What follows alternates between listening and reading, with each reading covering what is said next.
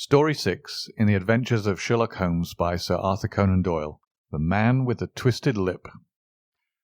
Asa Whitney, brother of the late Elias Whitney, D.D., principal of the Theological College of St. George's, was much addicted to opium. The habit grew upon him, as I understand, from some foolish freak when he was at college, for having read De Quincey's description of his dreams and sensations, he had drenched his tobacco with laudanum in an attempt to produce the same effects. He found, as so many more have done, that the practice is easier to attain than to get rid of, and for many years he continued to be a slave to the drug, an object of mingled horror and pity to his friends and relatives. I can see him now, with yellow, pasty face, drooping lips, and pinpoint pupils, all huddled in a chair, the wreck and ruin of a noble man. One night, it was in June, '89, there came a ring to my bell, about the hour when a man gives his first yawn and glances at the clock. I sat up in my chair, and my wife laid her needlework down in her lap and made a little face of disappointment. "A patient," said she. "You'll have to go out." I groaned, for I was newly come back from a weary day. We heard the door open, a few hurried words, and then quick steps upon the linoleum. Our own door flew open, and a lady, clad in some dark-coloured stuff, with a black veil, entered the room. "You will excuse my calling so late," she began, and then suddenly losing her self-control, she ran forward, threw her arms about my wife's neck, and sobbed upon her shoulder. "Oh, I'm in such trouble!" she cried. "I do so want a little help." "Why," said my wife, pulling up her veil, "it is Kate Whitney. How you startled me, Kate! I had not an idea who you were when you came in." "I didn't know what to do, so I came straight to you." That was always the way. Folk who were in grief came to my wife like birds to a lighthouse. "It was very sweet of you to come. Now you must have some wine and water, and sit here comfortably and tell us all about it. Or should you rather that I sent James off to bed?" "Oh, no, no. I want the doctor's advice and help too. It's about Asa. He has not been home for 2 days. I am so frightened about him." It was not the first time that she had spoken to us of her husband's trouble, to me as a doctor, to my wife as an old friend and school companion. We soothed and comforted her by such words as we could find. Did she know where her husband was? Was it possible that we could bring him back to her? It seems that it was. She had the surest information that of late he had, when the fit was on him, made use of an opium den in the farthest east of the city. Hitherto his orgies had always been confined to one day, and he had come back, twitching and shattered, in the evening. But now the spell had been upon him 48 hours, and he lay there, doubtless among the dregs of the docks, breathing in the poison or sleeping off the effects. There he was to be found, she was sure of it, at the Bar of Gold in Upper Swandam Lane. But what was she to do? How could she, a young and timid woman, make her way into such a place and pluck her husband out from among the ruffians who surrounded him? There was the case, and of course there was but one way out of it. Might I not escort her to this place? And then, as a second thought, why should she come at all? I was Asa Whitney's medical adviser, and as such I had influence over him. I could manage it better if I were alone. I promised her on my word that I would send him home in a cab within 2 hours, if he were indeed at the address which she had given me. And so in 10 minutes I had left my armchair and cheery sitting-room behind me, and was speeding eastward in a hansom on a strange errand, as it seemed to me at the time, though the future only could show how strange it was to be. But there was no great difficulty in the first stage of my adventure. Upper Swandam Lane is a vile alley lurking behind the high wharves which line the north side of the river to the east of London Bridge. Between a slop shop and a gin shop, Approached by a steep flight of steps leading down to a black gap like the mouth of a cave, I found the den of which I was in search. Ordering my cab to wait, I passed down the steps, worn hollow in the centre by the ceaseless tread of drunken feet, and by the light of a flickering oil lamp above the door I found the latch and made my way into a long, low room, thick and heavy with the brown opium smoke, and terraced with wooden berths like the forecastle of an emigrant ship. Through the gloom one could dimly catch a glimpse of bodies lying in strange, fantastic poses, bowed shoulders, bent knees, heads thrown back and chins pointing upward, with here and there a dark, lack-lustre eye turned upon the newcomer. Out of the black shadows there glimmered little red circles of light, now bright, now faint, as the burning poison waxed or waned in the bowls of the metal pipes. The most lay silent, but some muttered to themselves and others talked together in a strange, low, monotonous voice, their conversation coming in gushes, and then suddenly tailing off into silence, each mumbling out his own thoughts and paying little heed to the words of his neighbour. At the farther end was a small brazier of burning charcoal, beside which, on a three-legged wooden stool, there sat a tall, thin old man, with his jaw resting upon his two fists and his elbows upon his knees, staring into the fire. As I entered, a sallow Malay attendant had hurried up with a pipe for me and a supply of the drug, beckoning me to an empty berth.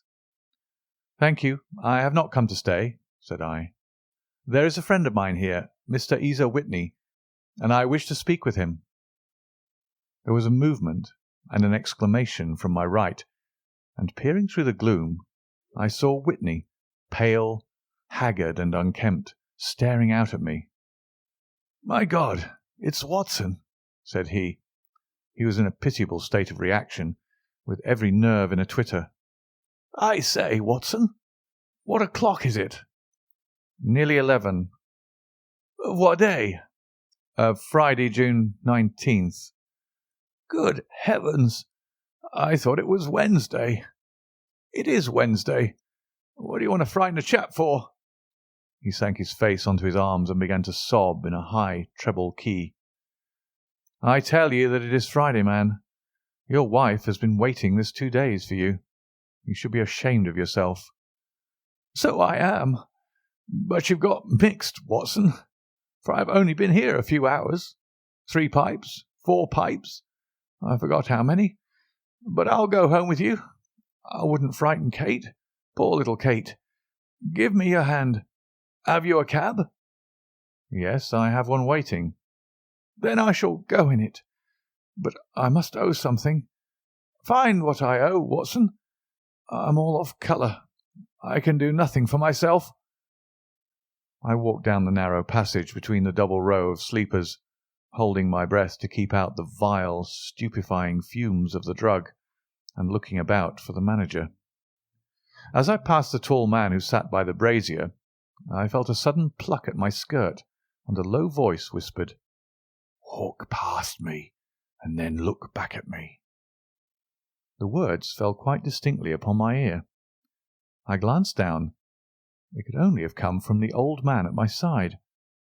And yet he sat now as absorbed as ever, very thin, very wrinkled, bent with age, an opium pipe dangling down from beneath his knees, as though it had dropped in sheer lassitude from his fingers. I took 2 steps forward and looked back. It took all my self-control to prevent me from breaking out into a cry of astonishment. He had turned his back so that none could see him but I. His form had filled out. His wrinkles were gone. The dull eyes had regained their fire, and there, sitting by the fire and grinning at my surprise, was none other than Sherlock Holmes. He made a slight motion to me to approach him, and instantly, as he turned his face half round to the company once more, subsided into a doddering, loose-lipped senility. "Holmes," I whispered, "what on earth are you doing in this den?" "As low as you can," he answered. I have excellent ears. If you would have the great kindness to get rid of that sottish friend of yours, I should be exceedingly glad to have a little talk with you. I have a cab outside. Then pray send him home in it. You may safely trust him, for he appears to be too limp to get into any mischief. I should recommend you also to send a note by the cabman to your wife to say that you have thrown in your lot with me. If you will wait outside, I shall be with you in 5 minutes. It was difficult to refuse any of Sherlock Holmes's requests, for they are always so exceedingly definite, and put forward with such a quiet air of mastery. I felt, however, that when Whitney was once confined in the cab, my mission was practically accomplished. And for the rest, I could not wish anything better than to be associated with my friend in one of those singular adventures which were the normal condition of his existence. In a few minutes I had written my note, paid Whitney's bill, led him out to the cab, and seen him driven through the darkness. In a very short time a decrepit figure had emerged from the opium den, and I was walking down the street with Sherlock Holmes. For 2 streets he shuffled along with a bent back and an uncertain foot.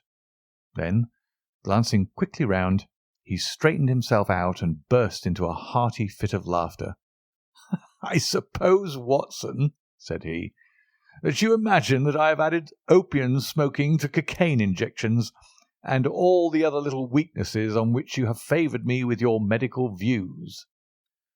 I was certainly surprised to find you there, but not more so than I to find you. I came to find a friend, and I to find an enemy." "An enemy?" "Yes, one of my natural enemies, or shall I say, my natural prey. Briefly, Watson, I am in the midst of a very remarkable inquiry, and I have hoped to find a clue in the incoherent ramblings of these sots, as I have done before now. Had I been recognized in that den, my life would not have been worth an hour's purchase, for I have used it before now for my own purposes, and the rascally Lascar who runs it has sworn to have vengeance upon me. There is a trap-door at the back of that building near the corner of Paul's Wharf, which could tell some strange tales of what has passed through it upon the moonless nights." "What? You don't mean bodies?" "Aye, bodies, Watson. We should be rich men if we had £1,000 for every poor devil who's been done to death in that den. It is the vilest murder trap on the whole riverside, and I fear that Neville St. Clair has entered it never to leave it more. But our trap should be here." He put his 2 forefingers between his teeth and whistled shrilly, a signal which was answered by a similar whistle from the distance, followed shortly by the rattle of wheels and the clink of horses' hoofs. "Now, Watson," said Holmes, as a tall dog-cart dashed up through the gloom, throwing out 2 golden tunnels of yellow light from its side lanterns.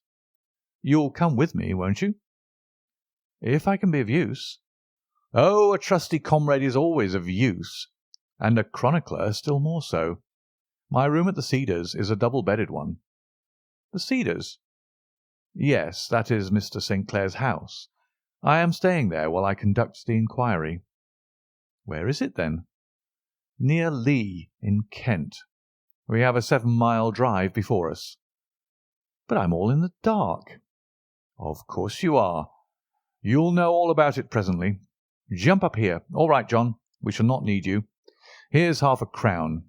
Look out for me tomorrow about 11. Give her her head. So long, then." He flicked the horse with his whip, and we dashed away through the endless succession of sombre and deserted streets, which widened gradually until we were flying across a broad balustraded bridge, with the murky river flowing sluggishly beneath us. Beyond lay another dull wilderness of bricks and mortar, its silence broken only by the heavy, regular footfall of the policeman, or the songs and shouts of some belated party of revellers. A dull wrack was drifting slowly across the sky, and a star or 2 twinkled dimly here and there through the rifts of the clouds. Holmes drove in silence, with his head sunk upon his breast, and the air of a man who is lost in thought, while I sat beside him, curious to learn what this new quest might be which seemed to tax his powers so sorely, and yet afraid to break in upon the current of his thoughts. We had driven several miles, and were beginning to get to the fringe of the belt of suburban villas, when he shook himself, shrugged his shoulders, and lit up his pipe with the air of a man who has satisfied himself that he is acting for the best. "You have a grand gift of silence, Watson," said he. "It makes you quite invaluable as a companion. Upon my word, it is a great thing for me to have someone to talk to, for my own thoughts are not over pleasant. I was wondering what I should say to this dear little woman tonight when she meets me at the door." "You forget that I know nothing about it." "I shall just have time to tell you the facts of the case before we get to Lee. It seems absurdly simple, and yet somehow I can get nothing to go upon. There's plenty of thread, no doubt, but I can't get the end of it into my hand. Now, I'll state the case clearly and concisely to you, Watson, and maybe you can see a spark where all is dark to me." "Proceed, then." Some years ago, to be definite, in May 1884, there came to Lee a gentleman, Neville St. Clair by name, who appeared to have plenty of money. He took a large villa, laid out the grounds very nicely, and lived generally in good style.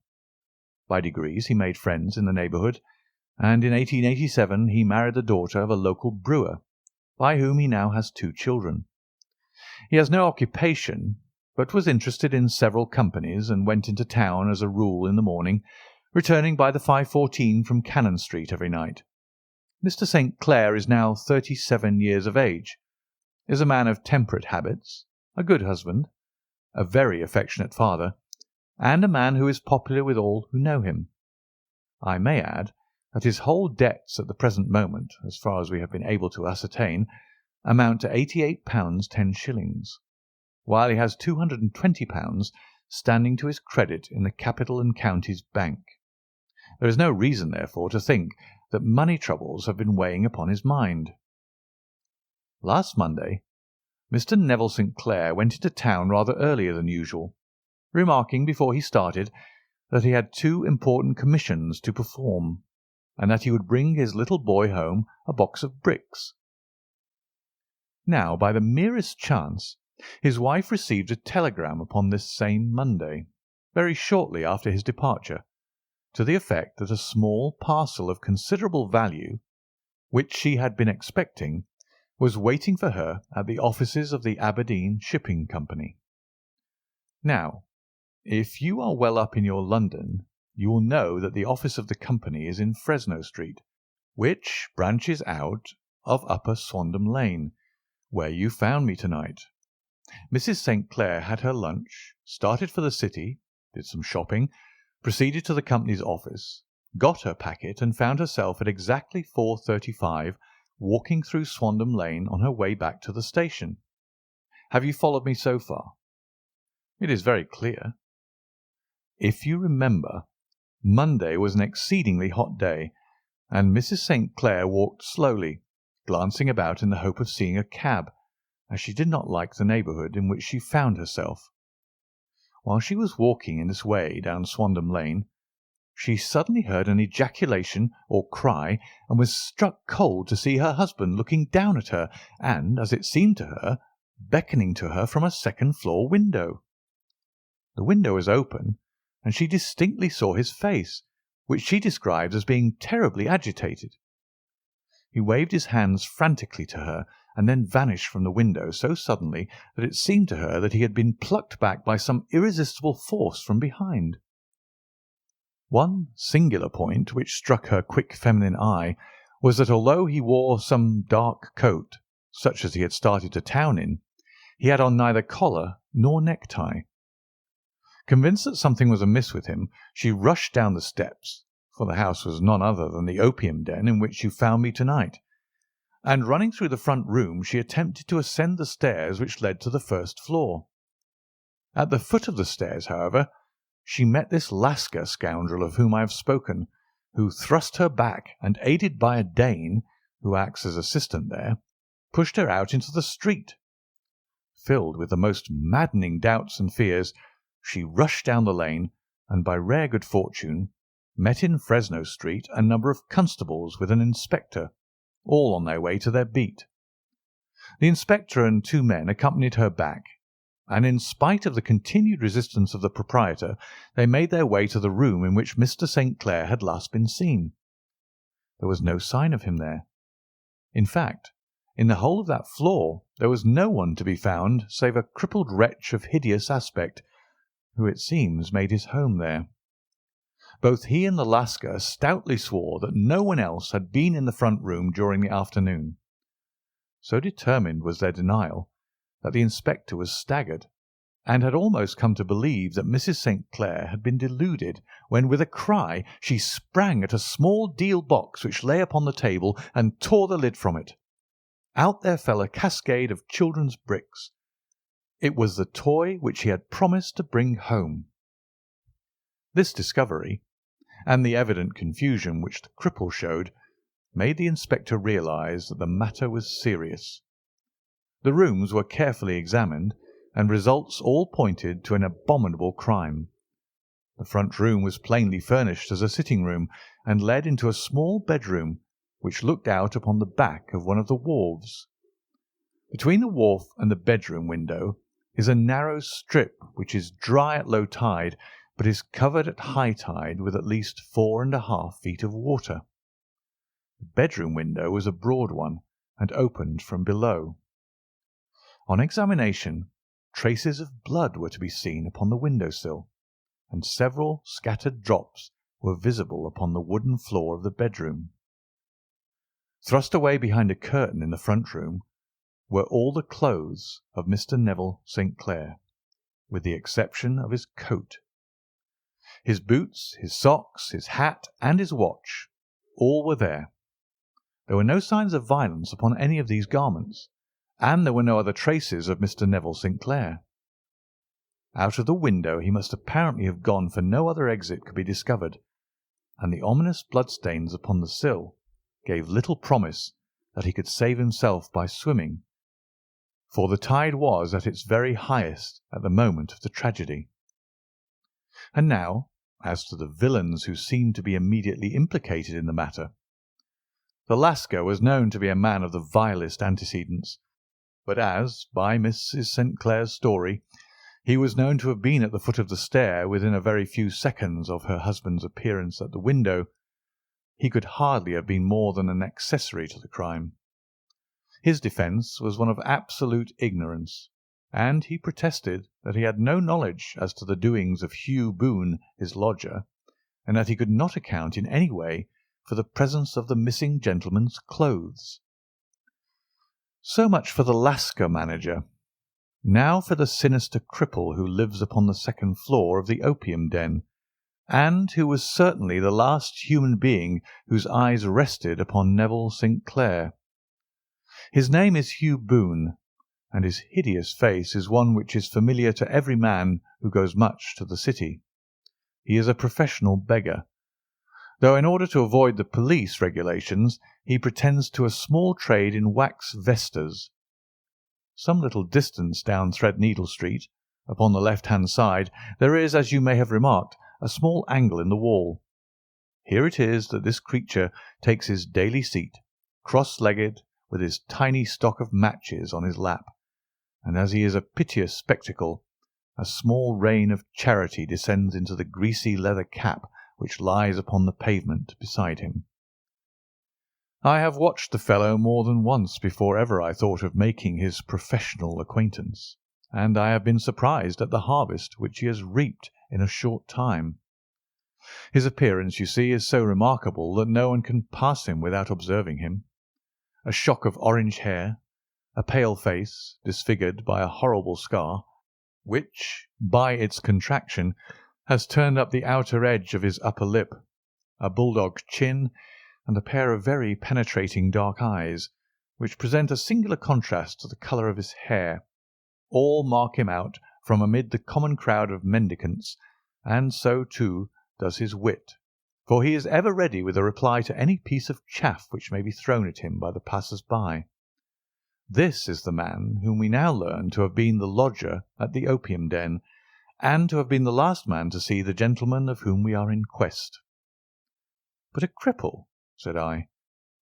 "What could he have done single-handed against a man in the prime of life?" "He is a cripple in the sense that he walks with a limp, but in other respects he appears to be a powerful and well-nurtured man. Surely your medical experience would tell you, Watson, that weakness in one limb is often compensated for by exceptional strength in the others. Pray continue your narrative." "Mrs. St. Clair had fainted at the sight of the blood upon the window, and she was escorted home in a cab by the police, as her presence could be of no help to them in their investigations. Inspector Barton, who had charge of the case, made a very careful examination of the premises, but without finding anything which threw any light upon the matter. One mistake had been made in not arresting Boone instantly, as he was allowed some few minutes during which he might have communicated with his friend the Lascar, but this fault was soon remedied, and he was seized and searched without anything being found which could incriminate him.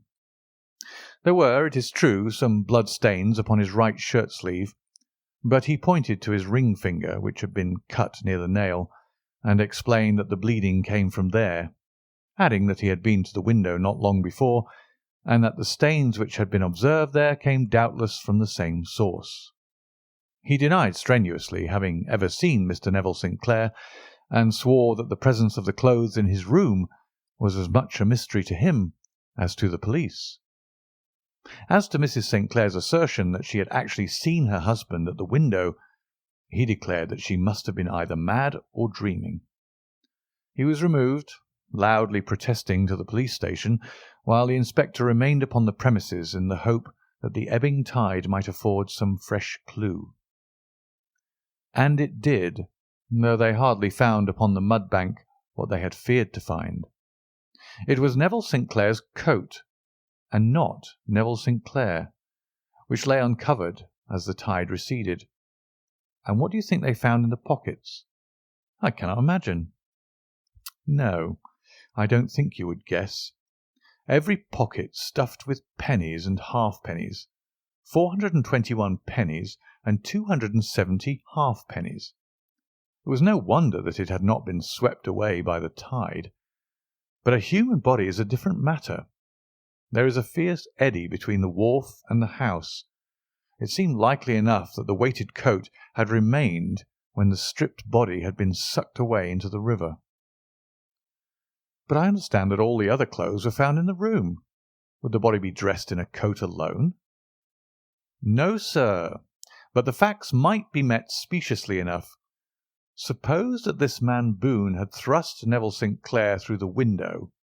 There is no human eye which could have seen the deed. What would he do then?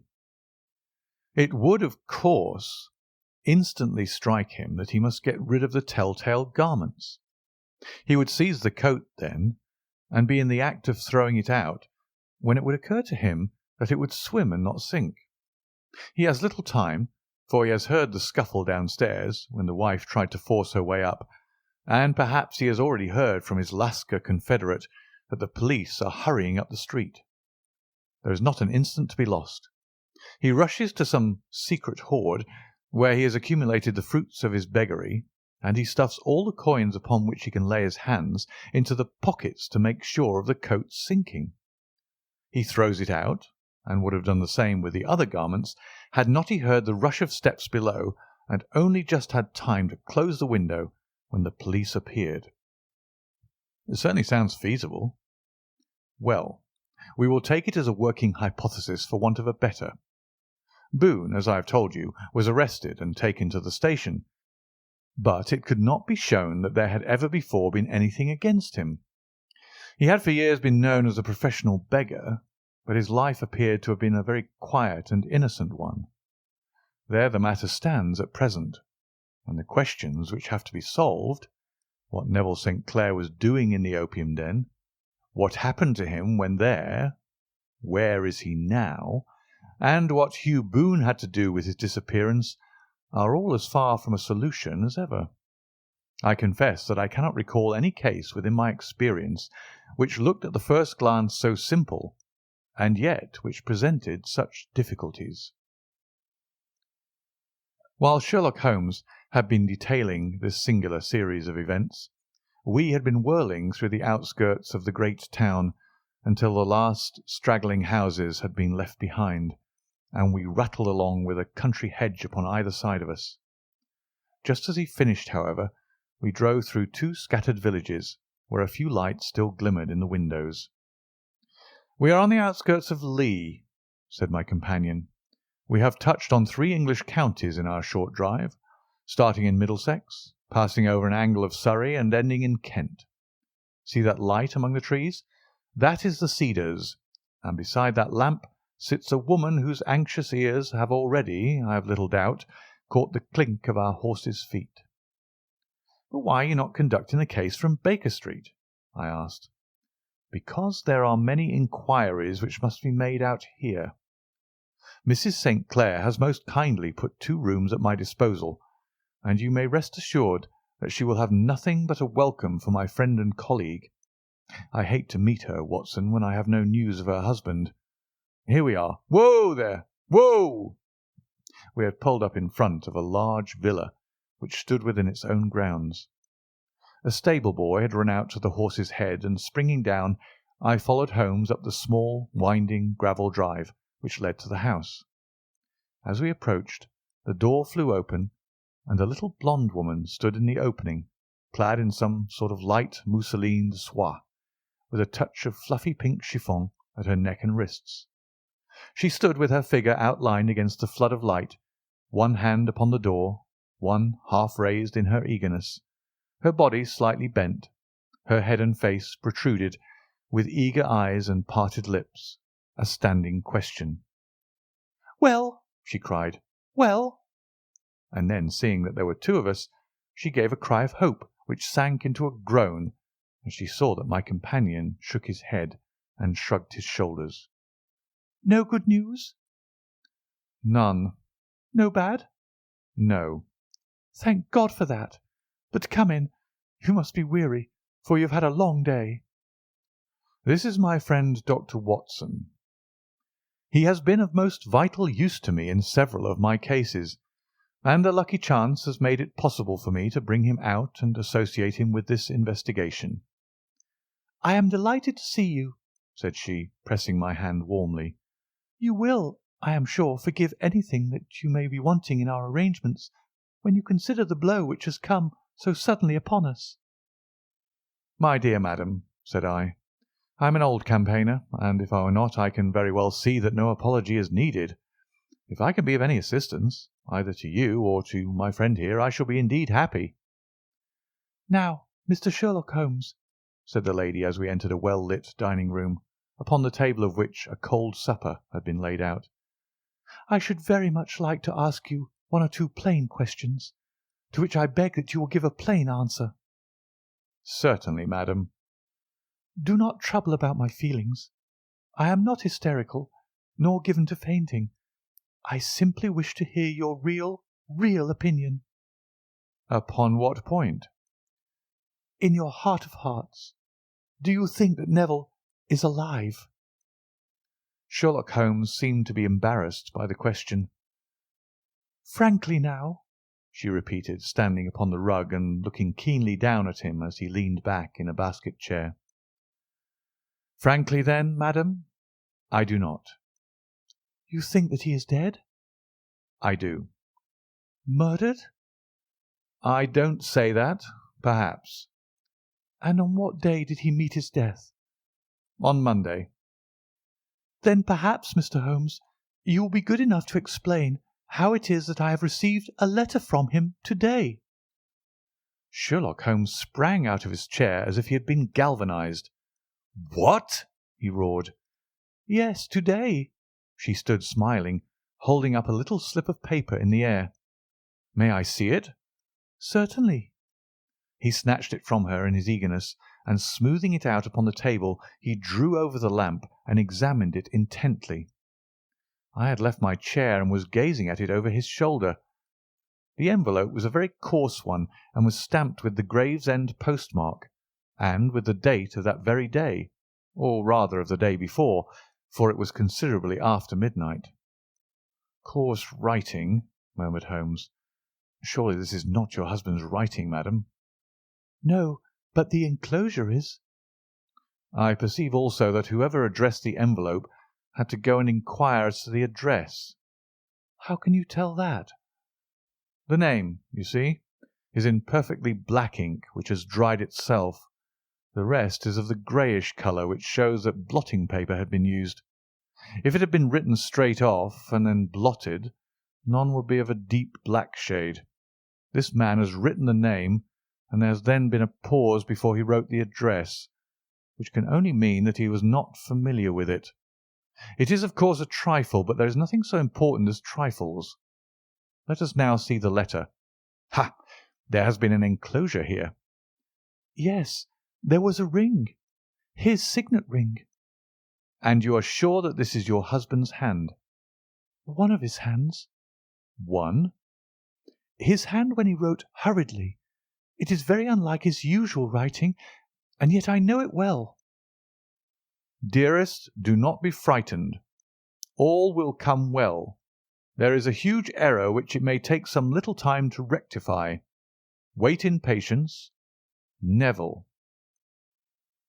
Written in pencil upon the fly-leaf of a book, octavo size, no watermark. Posted to-day in Gravesend by a man with a dirty thumb. Ha! And the flap has been gummed, if I am not very much in error, by a person who had been chewing tobacco. And you have no doubt that it is your husband's hand, madam?" "None. Neville wrote those words." "And they were posted to-day at Gravesend.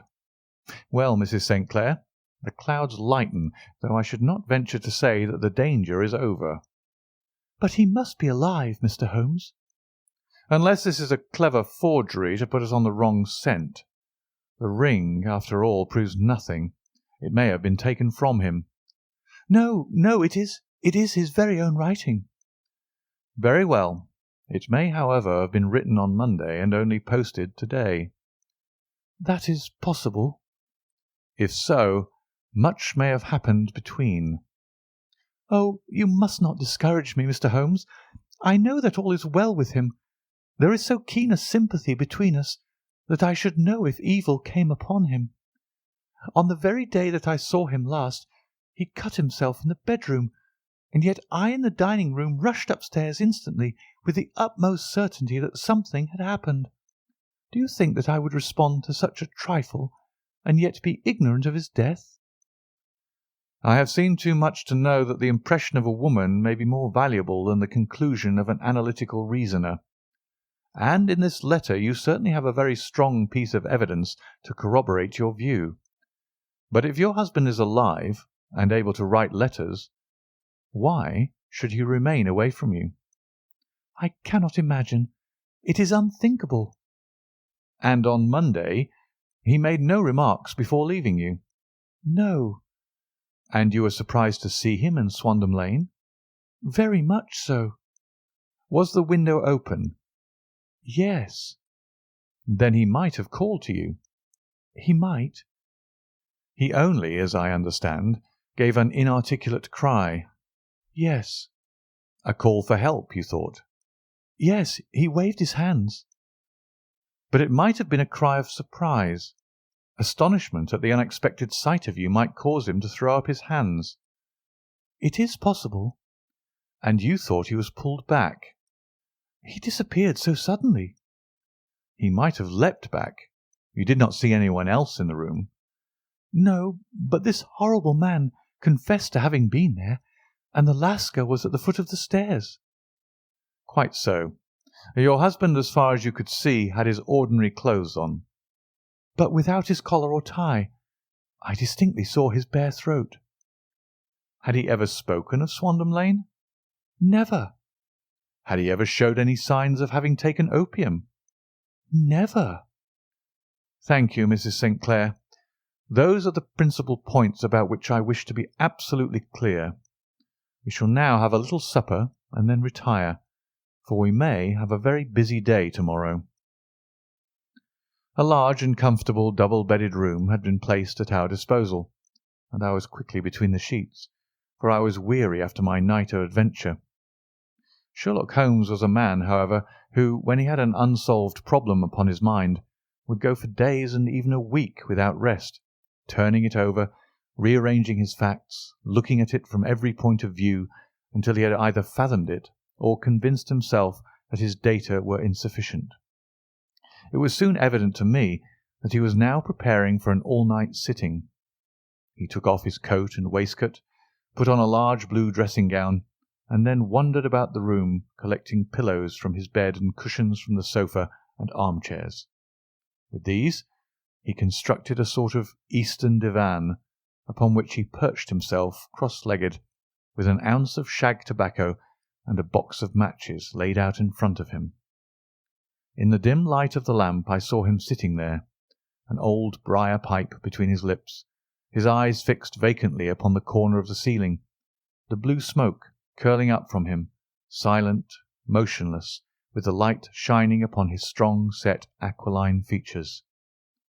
So he sat as I dropped off to sleep, and so he sat when a sudden ejaculation caused me to wake up, and I found the summer sun shining into the apartment. The pipe was still between his lips, the smoke still curled upward, and the room was full of a dense tobacco haze, but nothing remained of the heap of shag which I had seen upon the previous night. "Awake, Watson?" he asked. "Yes." "Game for a morning drive?" "Certainly." "Then dress. No one is stirring yet, but I know where the stable boy sleeps, and we shall soon have the trap out." He chuckled to himself as he spoke, his eyes twinkled, and he seemed a different man to the sombre thinker of the previous night. As I dressed, I glanced at my watch. It was no wonder that no one was stirring. It was 25 minutes past 4. I had hardly finished when Holmes returned with the news that the boy was putting in the horse. "I want to test a little theory of mine," said he, pulling on his boots. "I think, Watson, that you are now standing in the presence of one of the most absolute fools in Europe. I deserve to be kicked from here to Charing Cross, but I think I have the key of the affair now." "And where is it?" I asked, smiling. "In the bathroom," he answered. "Oh, yes, I am not joking," he continued, seeing my look of incredulity. "I have just been there, and I have taken it out, and I have got it in this Gladstone bag. Come on, my boy, and we shall see whether it will not fit the lock." We made our way downstairs as quietly as possible and out into the bright morning sunshine. In the road stood our horse and trap, with the half-clad stable-boy waiting at the head. We both sprang in, and away we dashed down the London road. A few country carts were stirring, bearing in vegetables to the metropolis, but the lines of villas on either side were as silent and lifeless as some city in a dream. "It has been in some points a singular case," said Holmes, flicking the horse on into a gallop. "I confess that I have been as blind as a mole, but it is better to learn wisdom late than never to learn it at all." In town the earliest risers were just beginning to look sleepily from their windows as we drove through the streets of the Surrey side. Passing down the Waterloo Bridge Road, we crossed over the river, and dashing up Wellington Street, wheeled sharply to the right and found ourselves in Bow Street. Sherlock Holmes was well known to the force, and the two constables at the door saluted him. One of them held the horse's head, while the other led us in. "Who is on duty?" asked Holmes. "Inspector Bradstreet, sir." "Ah, Bradstreet. How are you?" A tall, stout official had come down the stone-flagged passage in a peaked cap and frogged jacket. "I wish to have a quiet word with you, Bradstreet." "Certainly, Mr. Holmes. Step into my room here." It was a small office-like room with a huge ledger upon the table and a telephone projecting from the wall. The inspector sat down at his desk. "What can I do for you, Mr. Holmes?" I called about that beggarman Boone, the one who was charged with being concerned in the disappearance of Mr. Neville St. Clair of Lee." "Yes, he was brought up and remanded for further inquiries." "So I heard. You have him here?" "In the cells." "Is he quiet?" "Oh, he gives no trouble, but he is a dirty scoundrel." "Dirty?" "Yes, it's all we can do to make him wash his hands, and his face is as black as a tinker's. Well, once his case has been settled, he'll have a regular prison bath, and I think, if you saw him, you'd agree with me that he needed it." "I should like to see him very much." "Would you? That's easily done. Come this way. You can leave your bag." "No, I think that I'll take it." "Very good. Come this way, if you please." He led us down a passage, opened a barred door, passed down a winding stair, and brought us to a whitewashed corridor with a line of doors on each side. "The third on the right is his," said the inspector. "Here it is." He quietly shot back a panel in the upper part of the door and glanced through. "He is asleep," said he. "You can see him very well." We both put our eyes to the grating. The prisoner lay with his face towards us, in a very deep sleep, breathing slowly and heavily. He was a middle-sized man, coarsely clad as becoming his calling, with a coloured shirt protruding through the rent in his tattered coat. He was, as the inspector had said, extremely dirty, but the grime which covered his face could not conceal its repulsive ugliness. A broad weal from an old scar ran right across it from eye to chin, and by its contraction had turned up one side of the upper lip, so that 3 teeth were exposed in a perpetual snarl. A shock of very bright red hair grew low over his eyes and forehead. "He's a beauty, isn't he?" said the inspector. "He certainly needs a wash," remarked Holmes. "I had an idea that he might, and I took the liberty of bringing the tools with me." He opened the Gladstone bag as he spoke, and took out, to my astonishment, a very large bath sponge. "He! You are a funny one," chuckled the inspector. "Now, if you'll have the great goodness to open that door very quietly, we will soon make him cut a much more respectable figure." "Well, I don't know why not," said the inspector. "He doesn't look a credit to the Bow Street cells, does he?" He slipped his key into the lock, and we all very quietly entered the cell. The sleeper half turned and then settled down once more into a deep slumber. Holmes stooped to the water jug, moistened his sponge, and then rubbed it twice vigorously across and down the prisoner's face. "Let me introduce you," he shouted, "to Mr. Neville St. Clair of Lee, in the county of Kent." Never in my life have I seen such a sight. The man's face peeled off under the sponge like the bark from a tree. Gone was the coarse brown tint. Gone, too, was the horrid scar which had seamed it across and the twisted lip which had given the repulsive sneer to the face. A twitch brought away the tangled red hair, and there, sitting up in his bed, was a pale, sad-faced, refined-looking man, black-haired and smooth-skinned, rubbing his eyes and staring about him with sleepy bewilderment. Then suddenly, realizing the exposure, he broke into a scream and threw himself down with his face to the pillows. "Great heavens!" cried the inspector. "It is indeed the missing man. I know him from the photograph." The prisoner turned with the reckless air of a man who abandons himself to his destiny. "Be it so," said he. "And pray, what am I charged with?" "With making away with Mr. Neville St. Oh, come, you can't be charged with that unless they make a case of attempted suicide of it," said the inspector with a grin. "Well, I've been 27 years in the force, but this really takes the cake." "If I am Mr. Neville St. Clair, then it is obvious that no crime has been committed, and that therefore I am illegally detained." "No crime, but a very great error has been committed," said Holmes. "You would have done better to have trusted your wife." "It was not the wife, it was the children," groaned the prisoner. "God help me! I would not have had them ashamed of their father. My God, what an exposure! What can I do?" Sherlock Holmes sat down beside him on the couch and patted him kindly on the shoulder.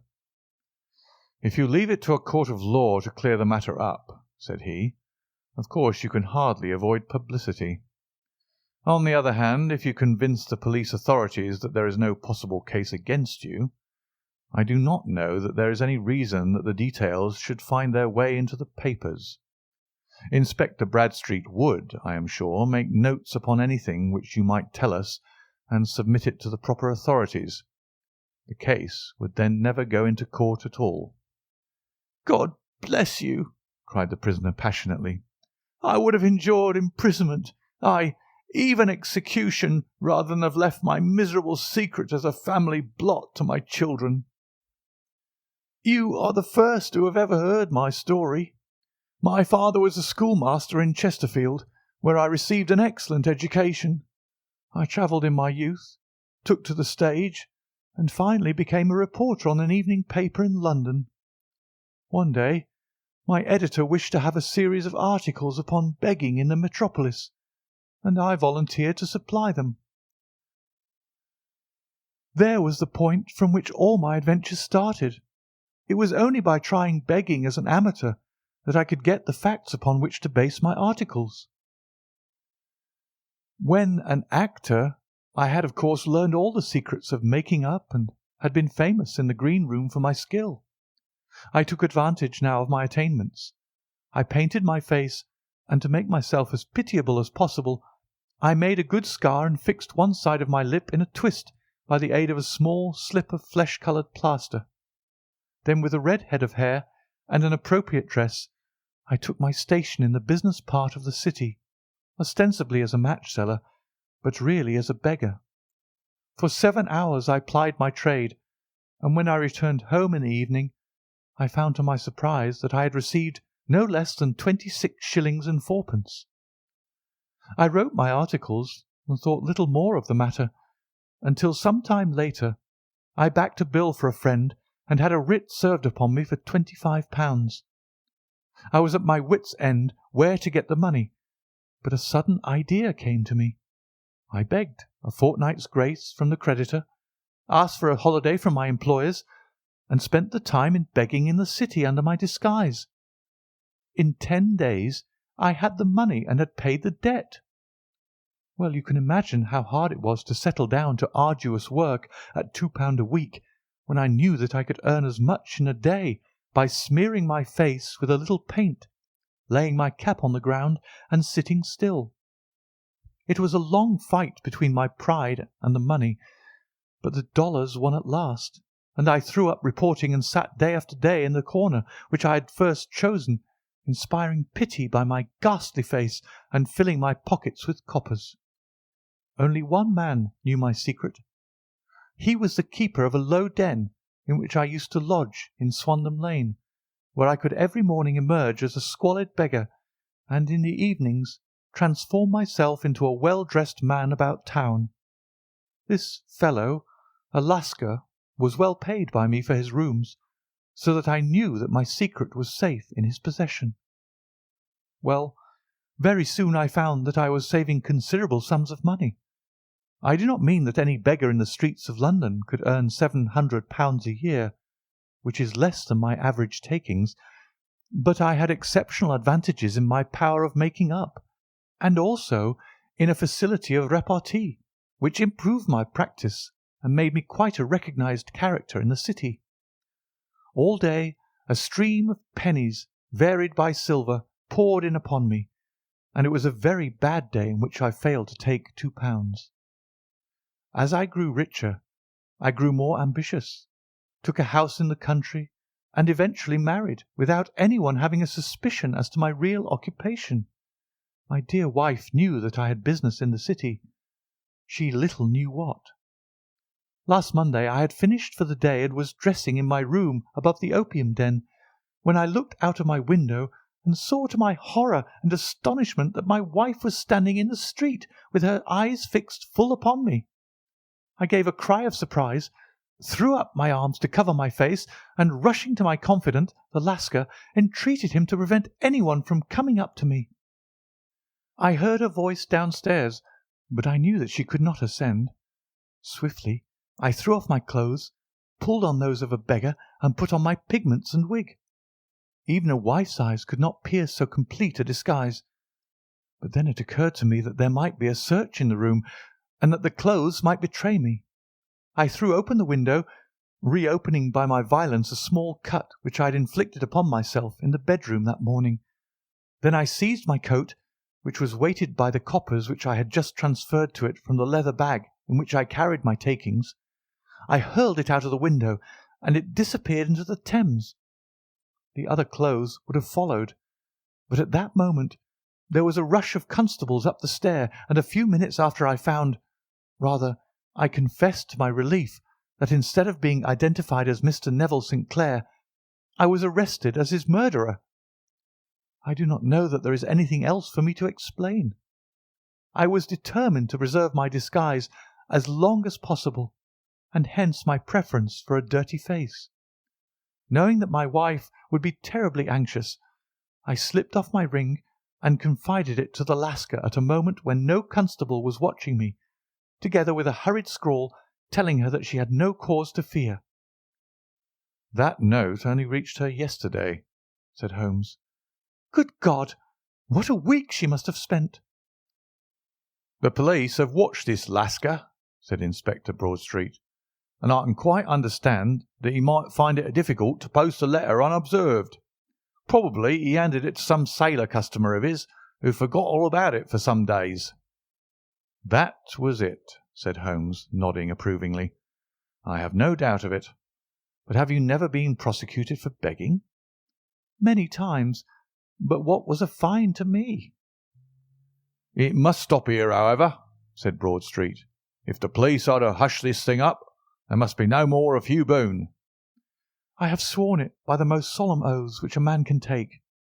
"In that case, I think that it is probable that no further steps may be taken. But if you are found again, then all must come out. I am sure, Mr. Holmes, that we are very much indebted to you for having cleared the matter up. I wish I knew how you reached your results." "I reached this one," said my friend, "by sitting upon 5 pillows and consuming an ounce of shag. I think, Watson, that if we drive to Baker Street, we shall just be in time for breakfast." End of The Man with the Twisted Lip.